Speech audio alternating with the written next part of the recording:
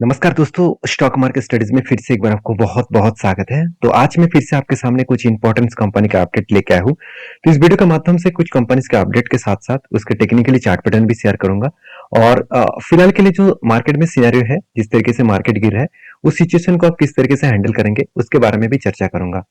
तो इस वीडियो को लास्ट तक देखिए और अभी तक अपने चैनल को सब्सक्राइब नहीं किया, तो सबसे पहले सब्सक्राइब कर लीजिएगा और हाँ, ये वीडियो टोटली एजुकेशन पर्पस में होगा। किसी भी कंपनीज के ऊपर काम करना है तो प्लीज थोड़ा सा आपके रिसर्च जरूर मैं रिक्वेस्ट करूंगा, आपके रिसर्च जरूर होना चाहिए।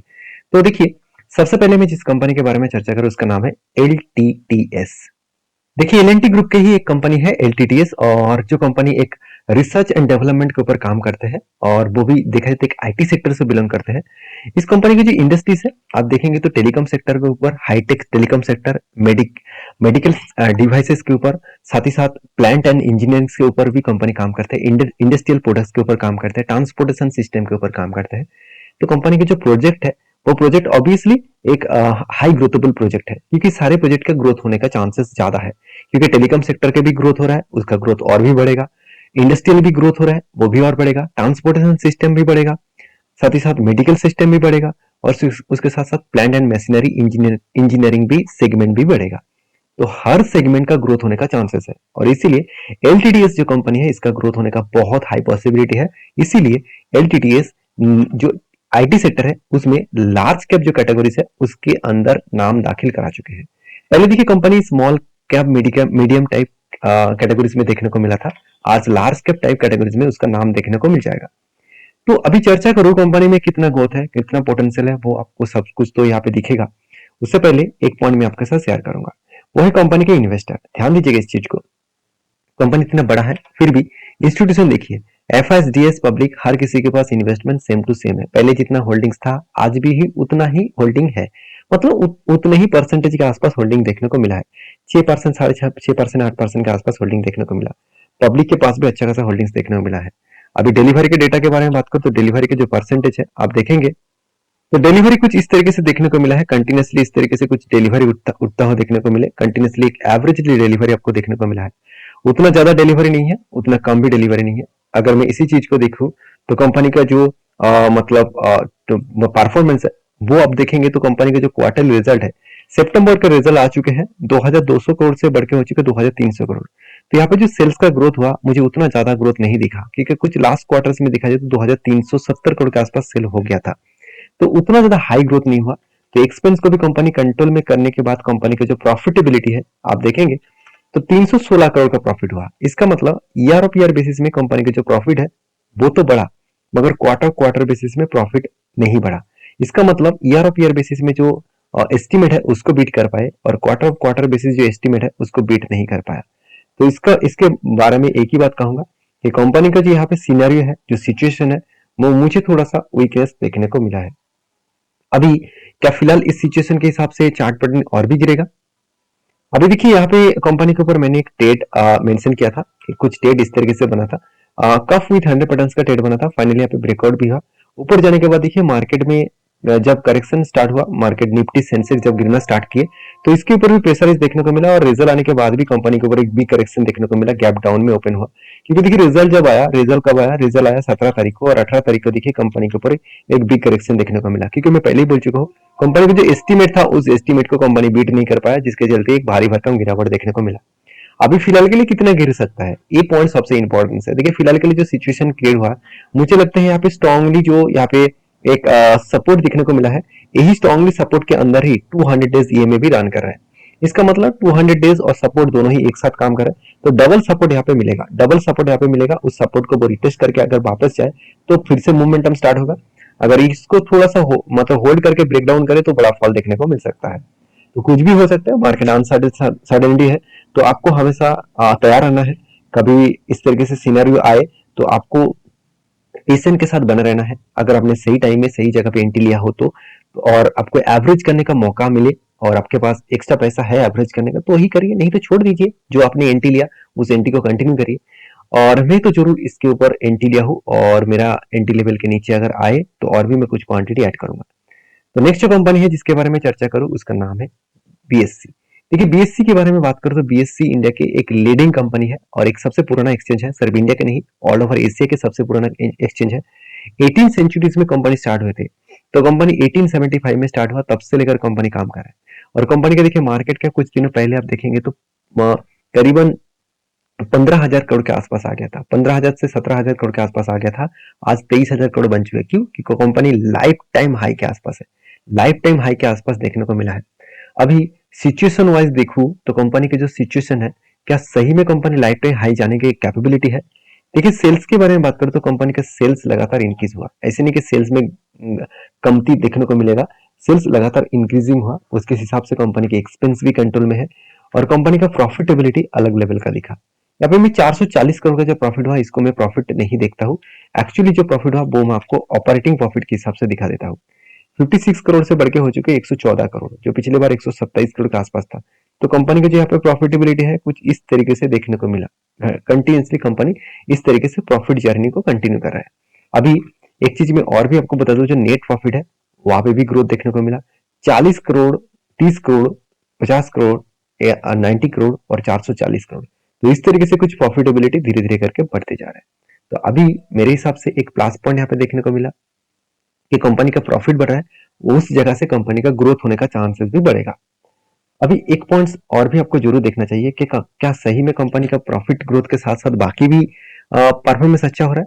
देखिए रिजर्व के बारे में बात करूं तो रिजर्व एक ही रेंज में है, उस उतना ज्यादा रिजर्व ग्रोथ नहीं हुआ, उतना रिजर्व कम भी नहीं हुआ। देखिए पहले भी देखिए 2200 करोड़ के आसपास रिजर्व था, 2600 करोड़ के आसपास रिजर्व था, आज भी 2600 करोड़ के आसपास है। मतलब लास्ट 10 ईयर्स में जितना रिजर्व था उतना ही रिजर्व आज भी देखने को मिला है। हाँ कर्जा तो जीरो है, फिक्स्ड एसेट भी सेम टू सेम दिखेगा। और कंपनी के देखिए एज ए इन्वेस्टर, इन्वेस्टर आपको नहीं दिखेगा, तो हर किसी के पास इन्वेस्टमेंट है, प्रोमोटर से लेकर एफएसडीएस पब्लिक हर किसी के पास इन्वेस्टमेंट है। तो रही बात इस कंपनी को लास्ट कुछ फ्यू डेज का जो डिलीवरी का डेटा दिखा दूं तो अलग लेवल का डिलीवरी देखने को मिलेगा। 100% डिलीवरी देखने को मिलेगा, 100%। आप देखेंगे तो डिलीवरी देखेंगे तो आपको आपको मतलब आप चौंक जाओगे कि कंपनी का जो डिलीवरी का डेटा है, सॉरी माफी चाहता हूँ, मैं गलत कंपनी का नाम यहाँ पे सर्च कर लिया था, इसलिए मैं गलत नाम दिखा रहा था, इसलिए मैं सोच रहा था कि 100% डिलीवरी कहाँ से होगा। तो देखिए यहाँ पे जो डिलीवरी का डेटा है वो कुछ इस तरीके से है। और तो मैं पहले ही माफी चाहता हूँ कि मैंने गलत डेटा आपको दिखा दिया था, तो करेक्शन करके मैं फिर से फाइनली बीएससी लिमिटेड के ऊपर ही आपको दिखा रहा हूँ। आप देखेंगे तो यहाँ पे जो डिलीवरी का डेटा है लास्ट कुछ फ्यू डेज में कंपनी का डिलीवरी कुछ कम होता दिखे, इसका डिलीवरी में ड्रॉप देखने को मिला। क्यों? क्योंकि कंपनी का जो चार्ट पैटर्न बना, देखिए टॉप लेवल तक जाने के बाद कंपनी के ऊपर एक करेक्शन देखने को मिला है। क्योंकि देखिए कंपनी के ऊपर जब जब हाई वॉल्यूम हुआ तब तक एक जर्नी स्टार्ट हुआ। यहाँ पे भी हाई वॉल्यूम हुआ, जर्नी हुआ, यहाँ पे भी हुआ, एक बिग जर्नी हुआ, फिर से हुआ, फिर से एक जर्नी हुआ और अभी भी फिर से हाई वॉल्यूम हो रहा है। अभी हाई जो वॉल्यूम हो रहा है वो किस तरीके से, अभी देखिए ऊपर साइड में वीक्स ज्यादा है, नीचे बॉडी है, इसका मतलब एक शूटिंग स्टार जैसे कैंडल बन रहा है। तो मुझे लगता है इसके नीचे अगर कोई भी क्लोजिंग दे तो एक करेक्शन देखने को मिल सकता है। तो फिलहाल के लिए मैंने तो कोई ट्रेड नहीं लिया, पहला जो मेरा ट्रेड था वो ट्रेड ऑलमोस्ट टारगेट अचीव हो चुके हैं और मुझे 54% के आसपास यहाँ पर रिटर्न मिल चुके हैं। तो अभी मैं शांति से बैठा हुआ हूँ, जब कोई मौका मिले तो उस मौके का फायदा उठाऊंगा। तो आपको भी मैं जरूर कहूंगा आप शांति से बैठे रहिए, हर जगह पे ट्रेड लेने के लिए मत सोचिए, जब ट्रेड बनेगा तो जरूर आपके साथ शेयर करूंगा। नेक्स्ट जो कंपनी है उसके बारे में बात करूं, उसका नाम है सीडीएसएल। देखिए सीडीएसएल एक इंडिया के पॉपुलर कंपनी है और सेंट्रल डिपोजिटरी फर्म है। क्योंकि कोई भी कंपनी के ऊपर आप काम करना चाहते हैं तो सबसे पहले डिपोजिटरी फर्म को आपको बोट मतलब कोई भी ट्रेड ले रहा है तो कोई भी इन्वेस्टमेंट कर रहा है तो उसका जो होल्डिंग है वो डायरेक्टली सीडीएसएल नहीं तो एनएसडीएल के पास चले जाएंगे। अभी सीडीएसएल और एनएसडीएल के पास अगर जाएंगे तो आपको एक बात याद रखना है, उसको हमेशा चार्जेस एक्स्ट्रा मिलता रहेंगे। और सेबी के नया रूल्स के हिसाब से देखिए अभी डेरिवेटिव जो सेगमेंट है वो सुबह 9 बजे से 9:15 से ओपन होगा और रात के 9 बजे तक मार्केट चलेगा। तो सोचिए अगर 9 से 9 बजे तक मार्केट चले तो इतना टाइम डिलीवरी के ऊपर होगा। तो यहाँ पे एक पॉइंट एक्स्ट्रा कंपनी को भी मिलेगा। क्यों? क्योंकि यहाँ पे एक चीज बताया जा रहा है कि अगर कोई भी इक्विटीज में यहाँ पे बताया गया कि इक्विटीज में कोई भी व्यक्ति 1 घंटा से ज्यादा इंट्राडे में 1 घंटा से ज्यादा अगर होल्ड कर रहे हैं कोई भी शेयर को, मान के चलिए मैं 10 बजे कोई भी ट्रेड लिया और वो ट्रेड में इंट्राडे के लिए ही लिया हूं, आज मार्केट खत्म होने से पहले मैं एग्जिट करूंगा, मगर वो मेरा ट्रेड इनिशिएट होने के बाद टारगेट देने तक मुझे टाइम लग गया, मान के चलिए मैं 2 बजे में उसको एग्जिट करूंगा। तो यहाँ पे जो 1 घंटा से ज्यादा हो गया तो इसके लिए आपको कंपनी का जो शेयर है वो डीमेट अकाउंट में ट्रांसफर हो जाएगा, मतलब डिपोजिटरी फर्म के पास चला जाएगा। तो उस जब आप वो शेयर को बेचेंगे तब एक्स्ट्रा पैसा आपको चार्जेस के हिसाब से सीडीएसएल और एनएसडीएल को देना पड़ेगा। तो एक्स्ट्रा बेनिफिट किसको मिलेगा? सीडीएसएल और एनएसडीएल को।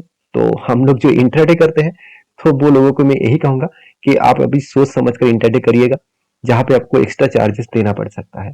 तो बाकी देखिए, अगर अपना आपका पोटेंशियल है, आपका अगर आपके पास स्किल है, आपका नॉलेज है, टेक्निकली चार्ट पैटर्न आप रीड कर सकते हैं अच्छी तरीके से, तो आप ट्रेड करिए, क्या फर्क पड़ता।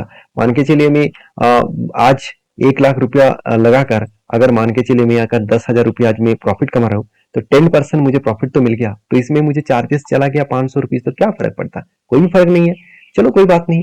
अगर हाँ, लॉसेस भी तो आपको झेलना पड़ेगा, तो इस बात को आपको याद रखना है। देखिए, हर किसी का अलग अलग राय है, यहाँ पे मैं बात नहीं करूंगा ट्रेडिंग के बारे में। अगर ट्रेडिंग के बारे में जानना है तो आप टेलीग्राम को ज्वाइन कर सकते हैं, जहाँ पे मैं एज ए एजुकेशन पर्पस में मैं मेरा एक्सपीरियंस आपके साथ शेयर करता हूँ।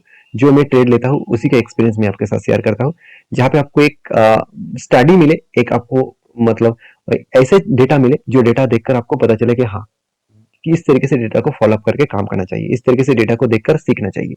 तो देखिए, सीडीएसएल के बारे में मैं एक ही बात कहूंगा, कंपनी में दम है, इसीलिए कंपनी का जो क्वार्टरली रिजल्ट है वो भी हमेशा बढ़ता चला हुआ देखने को मिलेगा।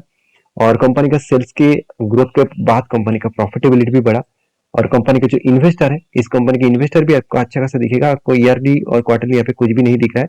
तो आपको ट्रेड के बारे में बात करूँ तो यहाँ पे बाल्क जो डील है, आप देखेंगे तो अच्छा खासा डील भी यहाँ पे किया जा रहा है। बाय और सेल का जो डील है, कब कब किया गया है, कौन सा तारीख को आप यहाँ पे देख सकते हैं।